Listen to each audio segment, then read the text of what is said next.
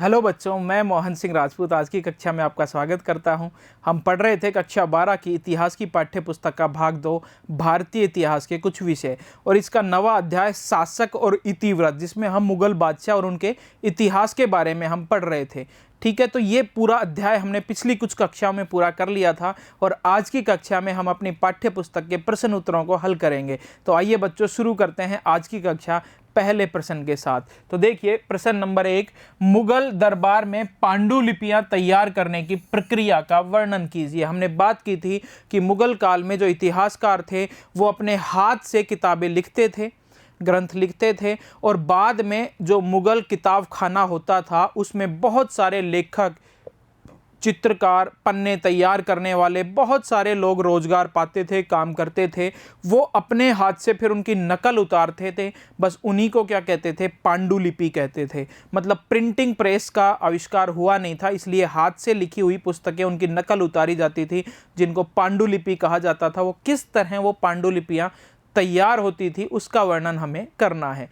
तो आइए बच्चों, देखिए, पांडुलिपि तैयार करने की एक लंबी प्रक्रिया होती थी। कोई भी पुस्तक है जो किसी लेखक ने लिख दी, अब उसकी नकल तैयार करनी है तो एक लंबी प्रक्रिया होती थी। इस प्रक्रिया में कई लोग शामिल होते थे जो अलग अलग कामों में दक्ष होते थे, अपने अपने कामों में वो पारंगत होते थे। सबसे पहले पांडुलिपि का पन्ना तैयार किया जाता था, अच्छा सा पन्ना। तो पन्ना तैयार करने वाले लोग होते थे वो सुंदर सा पेज तैयार करते थे, पन्ना तैयार किया जाता था।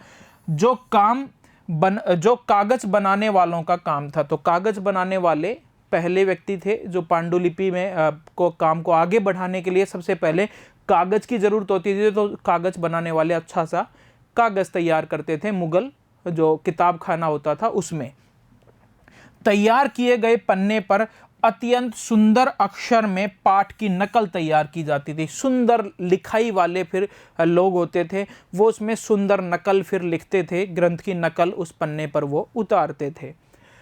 उस समय सुलेखन अर्थात हाथ से लिखने की कला अत्यंत महत्वपूर्ण मानी जाती थी।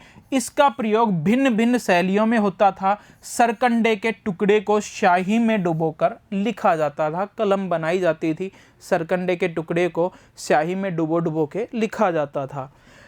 इसके बाद कोफ्तगार पृष्ठों को चमकाने का काम करते थे। कोफ्तगार होते थे, वो पृष्ठों पे कुछ ऐसा लेप लगाते थे जिससे वो चमक उठते थे। फिर काम आता था चित्रकारों का, और चित्रकार पाठ के दृश्यों को चित्रित करते थे। जैसे किसी पन्ने के ऊपर कोई लिख दिया है, कोई इतिहास लिख दिया है, अब उस लिखी हुई घटना को चित्रित कर दिया जाता था, किनके द्वारा? चित्रकारों के द्वारा।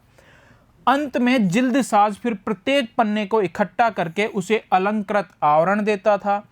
तैयार पांडुलिपि का एक बहुमूल्य वस्तु बौद्धिक संपदा और सौंदर्य के कार्य के रूप में फिर उसको देखा जाता था। कम पुस्तकें होती थी, बहुत कम पांडुलिपि तैयार हो पाती थी, इसलिए उन तैयार पांडुलिपियों को बहुमूल्य वस्तु बौद्धिक संपदा के रूप में देखा जाता था। ठीक है बच्चों, देखिए दूसरा प्रश्न। मुगल दरबार से जुड़े दैनिक कर्म और विशेष उत्सवों के दिनों में किस तरह से बादशाह की सत्ता के भाव को प्रतिपादित किया जाता था? मतलब मुगल दरबार के बारे में लिखना है कि दैनिक कामकाज कैसे मुगल दरबार में होते थे। हमने कक्षा के दौरान पढ़ा था कि मुगल दरबार लगता था, सभी अधिकारी कतार में बैठते थे, बीच में बादशाह का बड़ा सा सिंहासन होता था। कौन सा अधिकारी बादशाह के पास बैठा है वो उतना ही बड़ा होता था, जो दूर बैठा होता था वो छोटा अधिकारी होता था। जब दरबार शुरू हो जाता था तो उसमें अनुशासन के नियम होते थे। उन अनुशासन के नियमों को कोई अधिकारी तोड़ता था तो उसे कठोर दंड दिया जाता था। कोई बादशाह के सामने उपस्थित होता था तो बादशाह को एक तरह से सम्मान देने के लिए अलग अलग तरह की सिजदा, पायबोस या फिर चार तस्लीम जैसी क्रियाएं की जाती थी, वो भी हमने पढ़ा था। इसके अलावा कुछ उत्सव के दिन होते थे, उसमें किस तरह महल को सजाया जाता था, वो बातें हमें यहाँ करनी है। तो आइए बच्चों, देखते हैं इसका उत्तर। दरबार में किसी की हैसियत इस बात से निर्धारित होती थी कि वह शासक के कितना पास या दूर बैठा है। जो पास बैठा होता था उसकी हैसियत बड़ी बादशाह की नज़र में, और जो दूर बैठा होता था उसकी हैसियत कम होती थी बादशाह की नज़र में। किसी भी दरबारी को शासक द्वारा दिया गया स्थान बादशाह की नज़र में उसकी महत्ता का प्रतीक होता था। स्थान भी ऐसे नहीं कि कोई कहीं भी बैठ जाए, स्थान भी निश्चित किए जाते थे बादशाह के द्वारा। और स्थान जिसको बादशाह के द्वारा नज़दीकी स्थान दिया जाता था, पहली पंक्ति में स्थान दिया जाता था, वो बादशाह की नज़र में महत्वपूर्ण लोग होते थे। और जिन्हें पीछे के स्थान दिए जाते थे वो ज़्यादा महत्वपूर्ण बादशाह की नज़रों में नहीं होते थे। एक बार जब बादशाह सिंहासन पर आकर बैठ जाता था तो किसी को भी अपनी जगह से कहीं और जाने की अनुमति नहीं थी और न ही कोई अनुमति के बिना दरबार से बाहर जा सकता था। ये अनुशासन के नियम होते थे एक तरह से। शिष्टाचार का जरा सा भी उल्लंघन होने पर ध्यान दिया जाता था और उस व्यक्ति को, जिसने शिष्टाचार का उल्लंघन किया है, उस व्यक्ति को तुरंत ही दंडित किया जाता था। आत्मनिवेदन का उच्चतम रूप सिजदा या दंडवत लेटना था। जो आत्मनिवेदन जो प्रस्तुत करते थे, कोई भी दरबार में उपस्थित होते थे तो बादशाह को निवेदन करते थे, सम्मान दिखाते थे बादशाह के प्रति। तो आत्मनिवेदन का उच्चतम रूप सिजदा या दंडवत लेटना होता था। या तो वो सिजदा करता था बादशाह के सामने इस तरह, या वो दंडवत लेट जाता था। शाहजहां के शासन में इन तरीकों के स्थान पर चार तस्लीम या जमी बोसी, जमीन को चूमना के तरीके अपनाए गए थे। जो शाहजहां जो शासक था उसके शासनकाल में ना, ये जो सिजदा और जमीन पर लेटना जो अकबर ने शुरू किया था, ये तो बंद कर दिया और एक नया शिष्टाचार का तरीका अपनाया गया। उसका क्या नाम था? चार तस्लीम। हमने कक्षा के दौरान बात की थी कि हथेली को ऐसे ज़मीन पे रख के और 4 बार ऐसे किया जाता था, बस यही क्या थी? चार तस्लीम। और ये एक शिष्टाचार का तरीका शाहजहां के द्वारा दरबार में लागू किया गया था। सिंहासनारोहण की वर्षगांठ, कौन कौन से उत्सव मनाए जाते थे? तो सिंहासनारोहण की वर्षगांठ मनाते थे। एक मुस्लिम त्यौहार होता था सब ए बारात, और होली जैसे कुछ विशिष्ट अवसरों पर दरबार का माहौल जीवंत हो उठता था। बहुत सुंदर सजाया जाता था दरबार को। सजे हुई सुगंधित मोमबत्तियां और महलों की दीवारों पर लटक रही रंग बिरंगी बंदरवार आने वालों के आश्चर्यचकित प्रभाव छोड़ते थे और यह सभी बादशाह की शक्ति, सत्ता और प्रतिष्ठा को दर्शाते थे। ठीक है, जितना भव्य दरबार, जितना भव्य त्योहार मनाए जाए, बस उससे बादशाह की शक्ति और प्रतिष्ठा दर्शती थी। ठीक है बच्चों, देखिए अगला प्रश्न। मुगल साम्राज्य में शाही परिवार की स्त्रियों द्वारा निभाई गई भूमिका का मूल्यांकन करना है।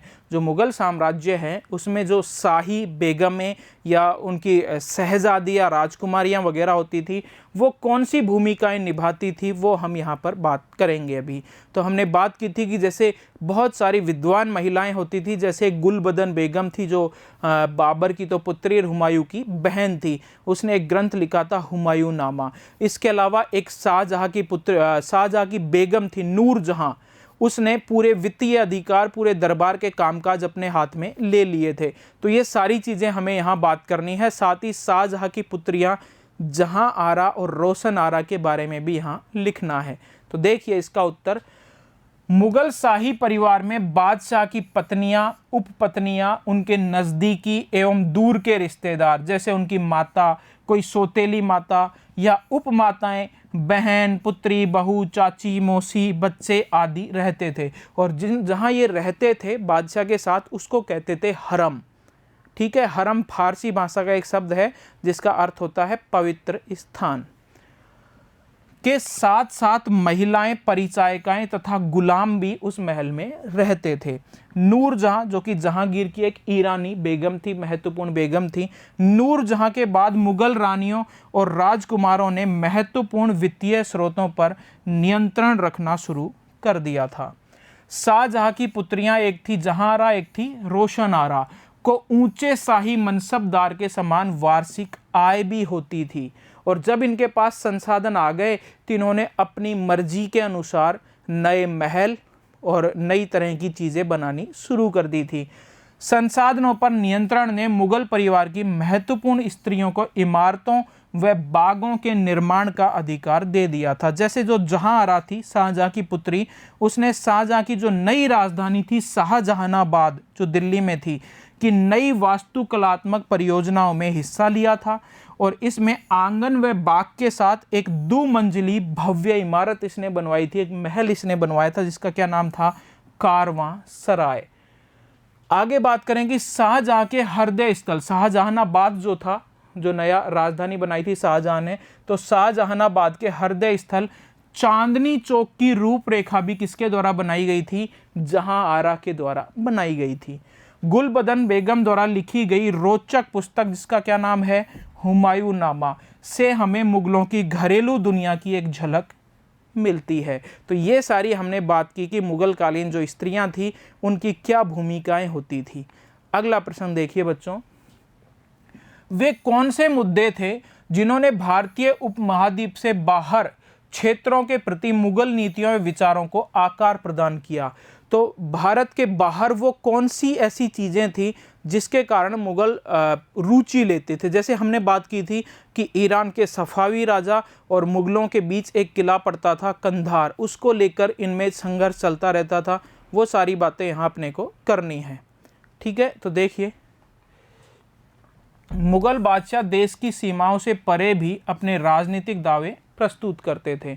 जो मुगल बादशाह है वो देश की सीमाओं से परे भी अपने राजनीतिक दावे प्रस्तुत करते थे।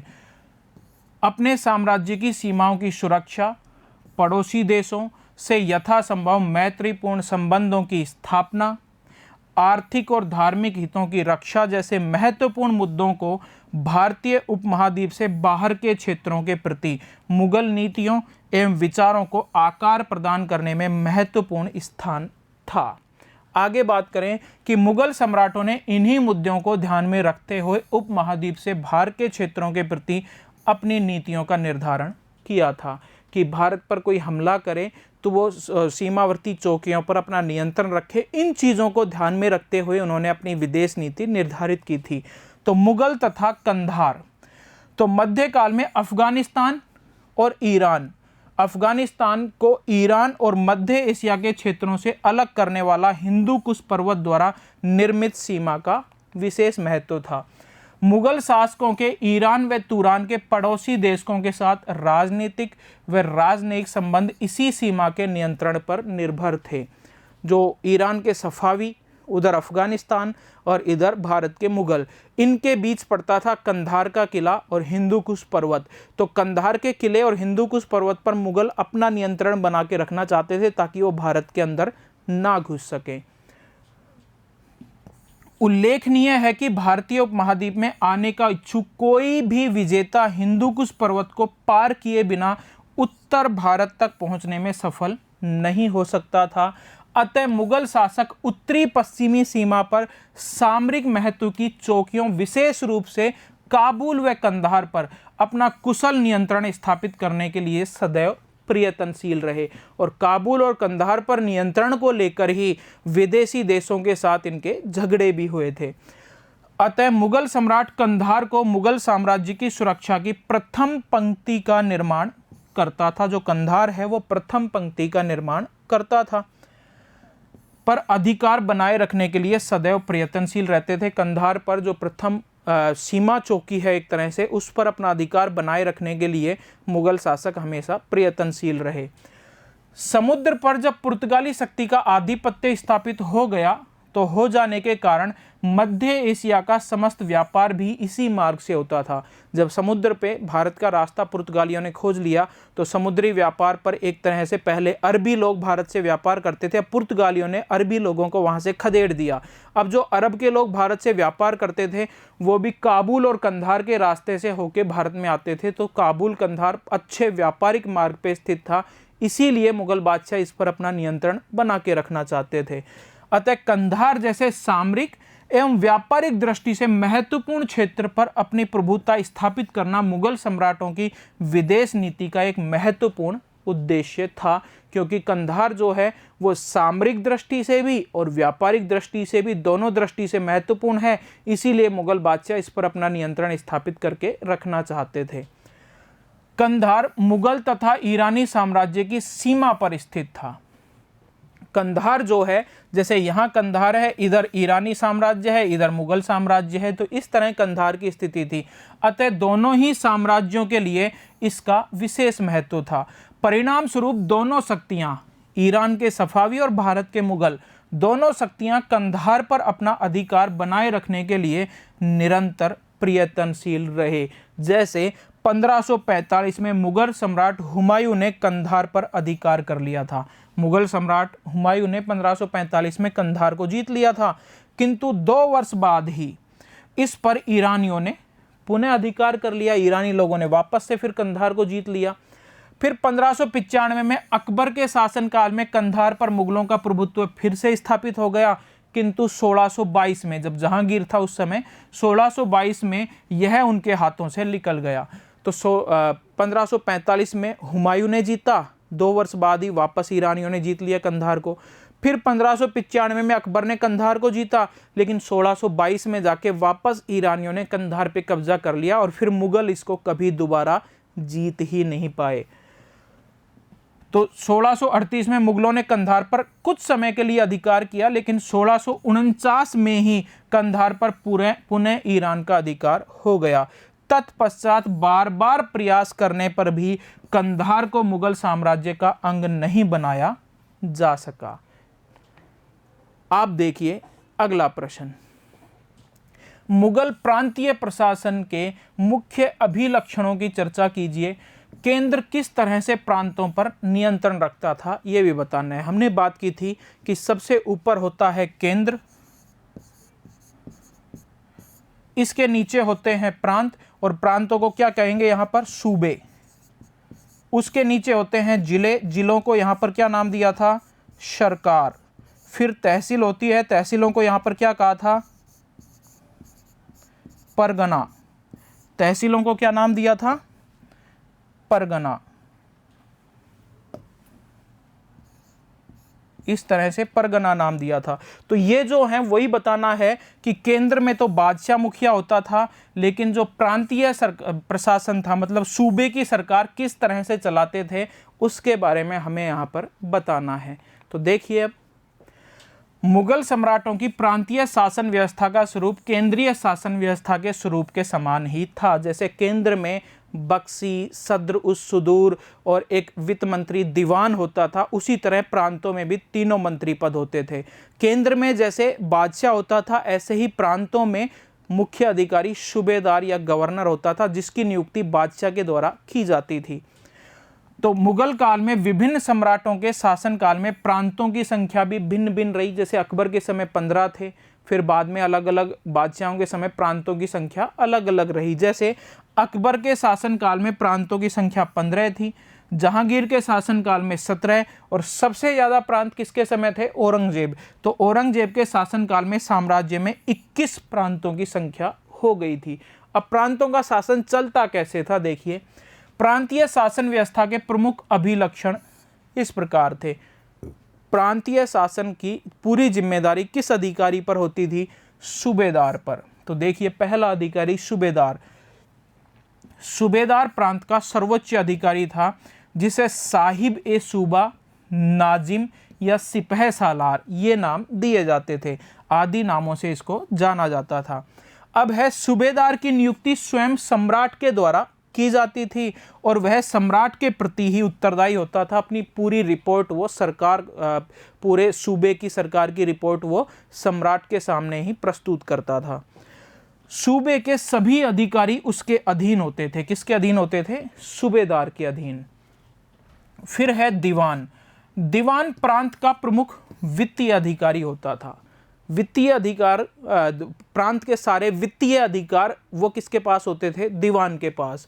इसकी नियुक्ति सम्राट द्वारा केंद्रीय दीवान के परामर्श से की जाती थी, और जो प्रांतीय दीवान है ना, वो प्रांतीय सूबेदार के अधीन नहीं होता था, बल्कि देखिए, प्रांतीय दीवान सूबेदार के अधीन नहीं, अपितु केंद्रीय दीवान के अधीन होता था। तो एक तरह से दीवान और सूबेदार, दो अलग अलग अधिकारी हो गए। सारे प्रांत की जिम्मेदारी सूबेदार पे रहेगी, लेकिन वित्तीय जिम्मेदारी दीवान पे रहेगी, और वो कोई भी जवाब सूबेदार को नहीं देगा बल्कि जो केंद्रीय दीवान है उसी को देगा। तो अब देखिए प्रांतीय दीवान के कार्य क्या क्या होते थे, प्रांत में वो कार्य क्या क्या करता था।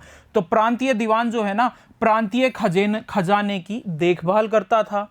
प्रांत की आय व्यय का हिसाब रखना भी उसी की जिम्मेदारी थी प्रांतीय दीवान की। दीवानी मुकदमों का फैसला करता था। दीवानी मुकदमों का फैसला प्रांतीय दीवान करता था, लेकिन फौजदारी मुकदमों का फैसला जो प्रांत में सूबेदार होता था वो करता था। आगे बात करें कि प्रांतीय आर्थिक स्थिति के संबंध में केंद्रीय दीवान को वो सूचना देता था, और राजस्व विभाग के कर्मचारियों के कार्य की देखभाल करना आदि दीवान के महत्वपूर्ण कार्य थे। ये सभी प्रांतीय दीवान के महत्वपूर्ण कार्य थे। अगला जो अधिकारी होता था प्रांत में केंद्र की तरह ही, वो होता था बख्शी। जैसे केंद्र में मीर बख्शी, वैसे प्रांत में भी मीर बख्शी। तो बख्शी प्रांतीय सैन्य विभाग का प्रमुख अधिकारी था, और प्रांत में सैनिकों की भर्ती तथा उनमें अनुशासन बनाए रखना उसके मुख्य कार्य थे। इसके अलावा एक और जो मंत्री पद प्रांत में होता था, अधिकारी होता था, वो है वाकिया नवीस। वाकिया नवीस प्रांत के गुप्तचर विभाग का प्रधान होता था। सारे गुप्तचरी के कार्य करता था, और सीधे सूचना किसको देता था? सम्राट को। वह प्रांतीय प्रशासन की प्रत्येक सूचना केंद्रीय सरकार को भेजता रहता था। तो ये सारे प्रांतीय प्रशासन को मिलजुल कर चलाते थे। अब है एक और अधिकारी कोतवाल। तो प्रांत की राजधानी तथा महत्वपूर्ण नगरों की आंतरिक सुरक्षा, शांति एवं व्यवस्था तथा स्वास्थ्य और सफाई का प्रबंध कोतवाल के द्वारा, एक तरह से ये पुलिस अधिकारी होता था, प्रांत का मुख्य पुलिस अधिकारी। सदर तथा काजी, ये धार्मिक मामले देखता था प्रांत के अंदर। तो प्रांत में सदर और काजी का पद सामान्यतः एक ही व्यक्ति को दिया जाता था। सदर के रूप में तो वह प्रजा के नैतिक चरित्र की देखभाल करता था, सदर के रूप में कार्य करता था काजी और सदर, एक ही व्यक्ति को दोनों पद दे दिए जाते थे। सदर के रूप में तो वो देखता था कि धार्मिक चरित्र का पालन, धार्मिक चरित्र प्रजा का सही है या नहीं है, धर्म के खिलाफ तो कोई काम जनता में नहीं चल रहा है। और काजी के रूप में वो जनता के मुकदमों का फैसला करता था एक तरह से, और काजी के रूप में वह प्रांत के मुख्य न्यायाधीश का कार्य भी करता था। इन प्रमुख अधिकारियों के अतिरिक्त कुछ और भी अधिकारी होते थे, जैसे प्रांत में दरोगा एक तोपखाना होता था, मीर ए बहर होता था, ये अधिकारी भी प्रांत में होते थे। नामक महत्वपूर्ण अधिकारियों की नियुक्ति भी प्रांतों में की जाती थी। केंद्र का प्रांतों पर नियंत्रण अथवा प्रांतीय प्रशासन की कुशलता के कारण निसंदेह मुगल सम्राटों द्वारा कुशल प्रांतीय प्रशासन की स्थापना की गई थी। ठीक है, अब देखिए मुगल सम्राट ने प्रांतों पर केंद्र का नियंत्रण बनाए रखने के लिए अनेक महत्वपूर्ण कदम उठाए। इतने सारे अधिकारी प्रांतों में नियुक्त तो कर दिए गए, लेकिन इन सब पे नियंत्रण कैसे रखा जाता था? तो देखिए कैसे नियंत्रण रखा जाता था मुगल बादशाह के द्वारा। सम्राट स्वयं प्रांतीय प्रशासन में पर्याप्त रुचि लेता था, पहली बात। तो दूसरी है कि प्रांत के प्रमुख अधिकारियों, जिनमें सूबेदार की नियुक्ति स्वयं सम्राट के द्वारा की जाती थी, और वह सम्राट के प्रति ही उत्तरदायी होता था। और ये सूबेदार जो सम्राट के द्वारा नियुक्त किए जाते थे प्रांत में, इनकी कुछ सालों बाद तबादला भी कर दिया जाता था एक प्रांत से दूसरे प्रांत में। सूबेदार की शक्तियों में असीमित वृद्धि को रोकने के उद्देश्य से प्राय 3 या 5 वर्षों के बाद सूबेदार का एक प्रांत से दूसरे प्रांत में तबादला कर दिया जाता था, ताकि उसकी शक्ति में वृद्धि ना हो। इसलिए 3 या 5 साल में एक सूबेदार का किसी दूसरे प्रांत में तबादला भी कर दिया जाता था। प्रांतों में कुशल गुप्तचर व्यवस्था की स्थापना की गई थी। जैसे हमने अभी बात की थी ना, प्रांतों में एक अधिकारी होता था जिसका नाम था वाकिया नवीस, वो ये सारे काम करता था गुप्तचरी का। परिणाम स्वरूप प्रांतीय प्रशासन से संबंधित सभी सूचनाएं सम्राट को मिलती रहती थी उन गुप्तचरों के द्वारा। कोई विद्रोह का अंदेशा तो नहीं है, विद्रोह की कोई योजना तो नहीं बनाया जा रहा है प्रांत में, ये सारी सूचनाएं गुप्तचरों के द्वारा बादशाह को मिलती रहती थी। सम्राट द्वारा समय समय पर स्वयं प्रांतों का भ्रमण भी किया जाता था। तो इस तरह से मुग़ल बादशाह प्रांतों पर अपना नियंत्रण बना के रखते थे। उम्मीद है बच्चों ये पांचों प्रश्न आपको ठीक से समझ में आए होंगे, कक्षा आपको पसंद आई होगी। मिलते हैं अगली कक्षा में। धन्यवाद।